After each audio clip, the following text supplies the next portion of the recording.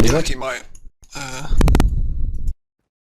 I mean, the Sin can help, because you can train down target. I mean, if you're playing a pressure build, the Sin really goes for it, because if they start protting, and you have to realize that, well, with the Migraine build in specific, they can't get that many Guardians off, so whatever does get off, like shielding hands for prot, the Sin can insta-remove that, so fundamentally, they can't even prot your frontline when you were running the Migraine stuff.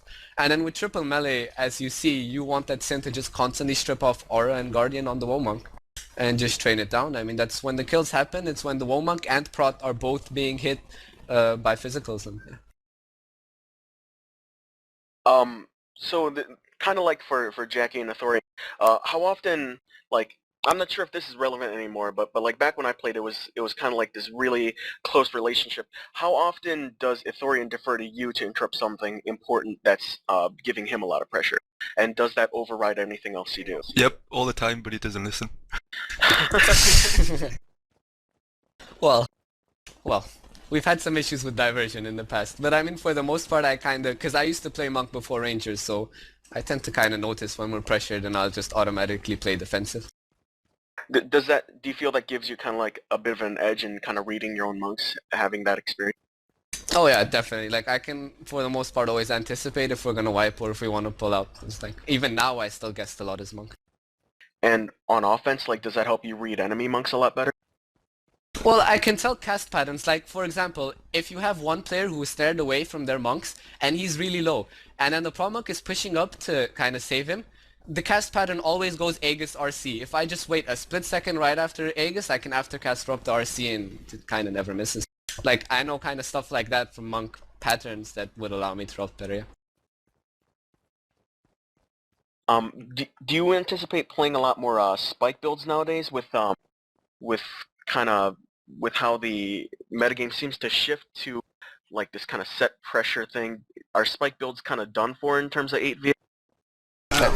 I was gonna say, tendency is if you run a spike build against like triple melee or something, if you don't kill like within a few minutes, then you're pretty screwed. Like you're gonna wipe because you have, well, if we're talking about like Mesmer too early, then you have quite a lot of squishies, and tendency is that you're pretty screwed after that point if you don't get any kills. So. What about just kind of impressions on the patch so far, and kind of closing with opinions on where you think the metagame's headed, and if things look good, or if there's still some big changes that need to be done to balance the game or whatever. Well, it depends really what people take from this MAT itself. I think some people will walk away with this noting that the dual migraine might actually be a counter to triple melee. At least in the lower levels of play, it's definitely easier to play than triple melee and will stop it. If that develops, then we could probably see a return of balance as it shuts down the migraines.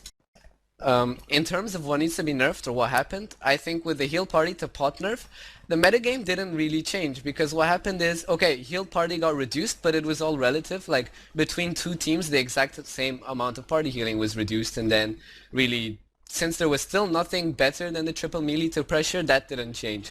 Like, triple melee now pressures better, but since both teams have access to that, there's no reason to change the metagame itself, so nothing changed in terms of that.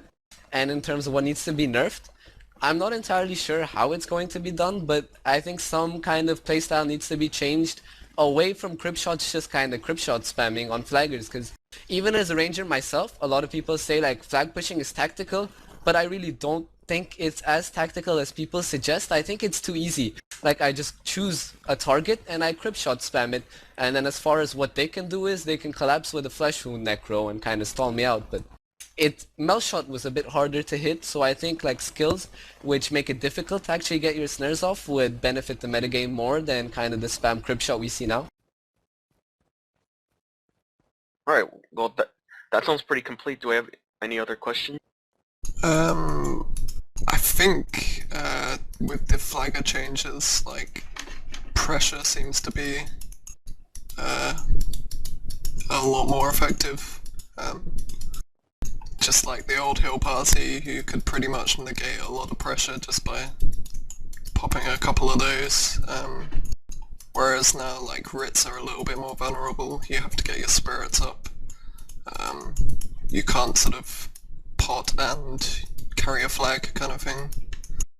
It's a little bit more complicated kind of thing, so I think that's good though, because Hill Party was really boring and pressure was kind of less viable. Kind of sounds weird, but yeah. Take out Insult Enchantment. We'll start from there. Yeah. It's too strong. Yeah, I'd pretty much agree with that. I'm surprised it was left untouched for so long though. That was kind of shocking. And then, I don't know, like I said earlier, maybe something with Crypt Shot. And I don't really like the days on the hammers, but I don't think that's too much of an issue. And I don't know how we could resolve the wild throw issue. Maybe that's good or not, I'm not sure. But both of your monks getting knock-locked at the same time with a cinch stripping every prot that goes through, and if they run dual days, both getting dazed at the same time, I don't really like that playstyle. Wait, what's bringing in the days? Well, overbearing smash. Well, that's not so problematic now. Not many people are actually running the meta shifted a bit off that, but like if you observed 2 months ago, there was that dual overbearing smash, and it could see a return once the sin gets nerfed. Yeah, definitely. So are hexes pretty unviable now with the changes? It's possible. I'm not sure why no one pulled it out. I mean, we were thinking about it slightly, but the dual migraine just seemed better. Oh, of course, by hexes I meant like Necro and Warrior Hate and stuff like that. Some people pinged stuff like that, which had like a Necro with Lacerate, and then another Spoil Victor Necro still isn't too bad, and then an Echo Sickham Mesmer. But I mean, yeah, it wasn't too necessary. Yeah. With that dual Mesmer, kind of how you migrate up the monk, like, is there a lot of focus on interrupting them, or is that just to slow them down and make their woe a little bit less viable, force them to use patient more? Well, they don't Guardian, that's for sure. Like, the whole concept of prodding goes right out the window, so at that moment your front line can pressure a lot more. And then when I feel they're under pressure, I'll probably throw a D-shot on Mo and RC. If I feel like we're 8v8 with no NPCs around us and like there's no ulterior objective, then I will rob their elites, yeah.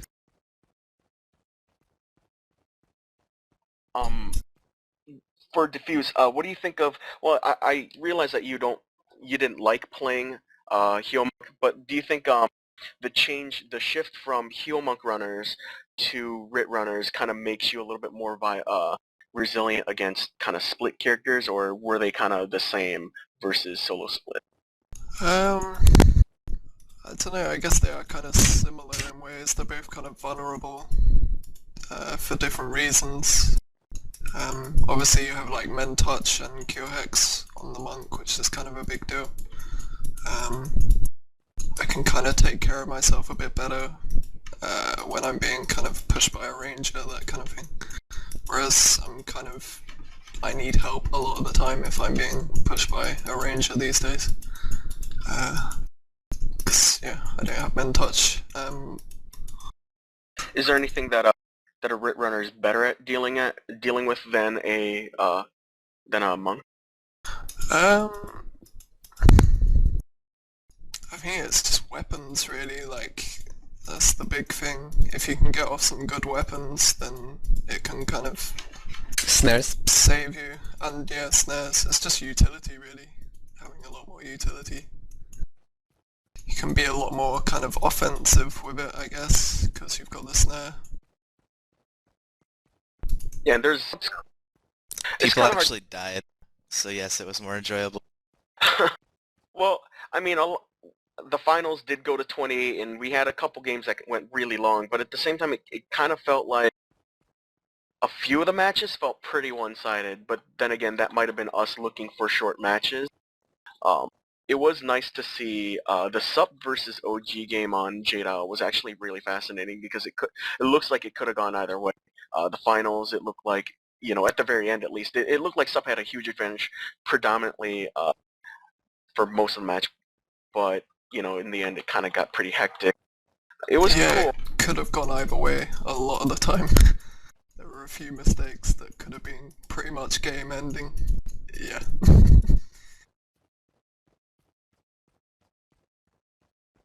Well, the finals were definitely more enjoyable. But yeah, like, at least things seem to happen a bit more often now, and at the same time, like, the balance, it did not that much, but, you know, at least we don't have to see hexes all day long. For Ithorian, I don't know if he's still around, we were talking about before the actual, before we started casting matches, what would have to happen to Healing Burst to have it even be considered to be run over WoW? Yeah. Hello? Hello. Hello? Can you hear me? Yep. Nice, okay, so we have, part of the front line here. We were just talking about Assault Enchantments. Ithorian feels pretty strongly about it. Is that a fun bar to run, or is it kind of mindless? Do you end up just pressing that loud? Yeah, it's pretty mindless, but it's fun because stuff dies basically. I mean, is there... in the Go ahead. yeah in the final, for example, the knights they died pretty much because of that skill early on in the game. Yeah, it feels like one of those skills where it's just like the monk knows that you're trying to kill this thing. He can prout it all at once, you know, but he's gonna run out of NG long before you do. Yeah, exactly. And with the migraine, they couldn't keep up with the healing, so both knights were down in the first few minutes, and that allowed us to win a lot. Well, a lot of it before the end, but yeah. With Assault Enchantments, I mean, since that was kind of like the bar you're running, is there, with the short recharge, do you end up saving it for coordination, or do you just kind of use it as fast as possible? Yeah, if another warrior calls a spike, I'd try and time it, so I would get a combo off and then save it for the spike, and then I can combo more skills after that, and any more prots that come on, I will remove them and train down targets that way. Would you just kind of, like, would you say any monk enchantment on a character is worth removing, or is there anything that you would not use Assault Enchantments for? Like, I don't know, like Patient Spirit or whatever. Yeah, obviously you need to be selective. Like, for example, in the semi-final we placed OG, and now we're using it quite a lot in the fire rally to keep the pressure off us. It's quite useful defensively as well, not just offensively. Yeah, I would imagine it's like really hard to run something like a fire rally against that, where your attunements can never stay up. Yeah. So with a 3 physical build, I know you didn't play that in the finals, but with a 3 physical build in general, do you find yourself joining a lot of the spikes, and do you think that's really vital, or do you end up having to like juggle how much that telegraphs a spike, or is it just damage is always good? Yeah, essentially with the 3 melee build, we have 2 hand warriors, so usually we try and coordinate both monks being on the floor at the same time, and the Sin basically allows that to happen because any aura or guardian on the healer, for example, I will keep it off them, just keep stripping it, while the other hand warrior KD is the prop monk, and that's usually how we get most of our kills with that build. So you don't necessarily converge on a target for damage with your physicals, you rather coordinate individual shutdown across the board. Yeah. So who usually calls kind of offensive pushes? Is it you, or is it just kind of somewhere in the midline or front line? Yeah, I'd say it's a mix between myself and or Mesmer or Necro. Spank. So you kind of have like your Blood Necro would actually call where his damage is gonna go? Yeah, well, he would call all his strips and stuff like that, and tactics from the midline point of view. That's pretty interesting, because we kind of had it the other way around. When I played, it was like the front line, and then we would just let them know what utilities were at their disposal, or what was off cooldown, something like that. It's pretty interesting to have that reverse where the utility in the midline is, you know, coordinating where the front line's going to go sometime. Yeah, well, I think it's really good playing with a vocal midline. It's a lot easier for the front line if they are talking all the time and letting you know what skills they're using and when. It's much more efficient to kill.